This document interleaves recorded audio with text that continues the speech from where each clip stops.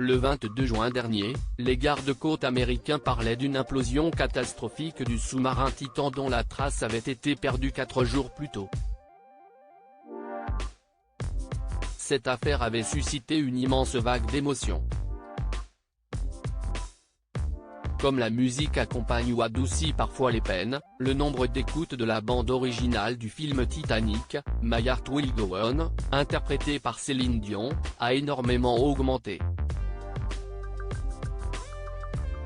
La chanteuse n'a pas commenté le drame, mais l'enquête se poursuit.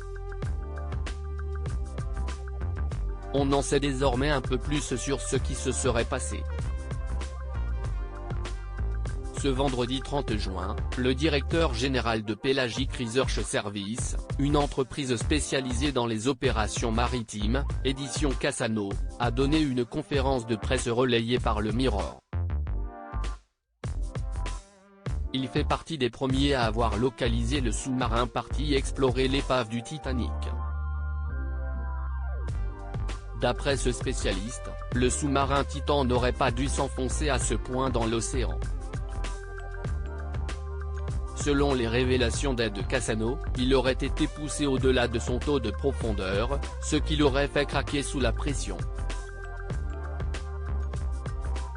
Une prise de parole ayant aussi pour but de stopper les nombreuses théories plus ou moins farfelues qui circulent sur Internet. L'implosion aurait ainsi tué instantanément les 5 passagers. Parmi eux, il y avait l'explorateur français Paul-Henri Marjolais. Sa présence a longtemps été synonyme d'espoir, car il était reconnu comme la personne la plus à même d'agir au mieux dans un tel contexte. En vain. Il n'a sans doute pas eu l'opportunité de montrer ses talents d'après cet expert selon lequel la mort des passagers aurait été rapide. Triste changement d'opération. Édition Cassano a, dans un premier temps, voulu garder espoir, mais a été contraint de constater que l'opération de sauvetage s'est finalement transformée en opération récupération. Ce qu'il redoutait est arrivé.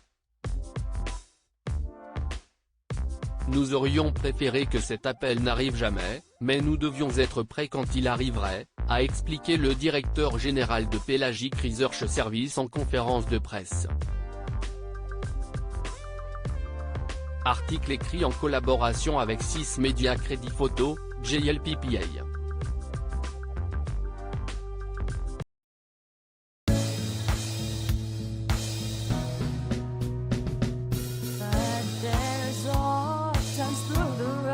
I've been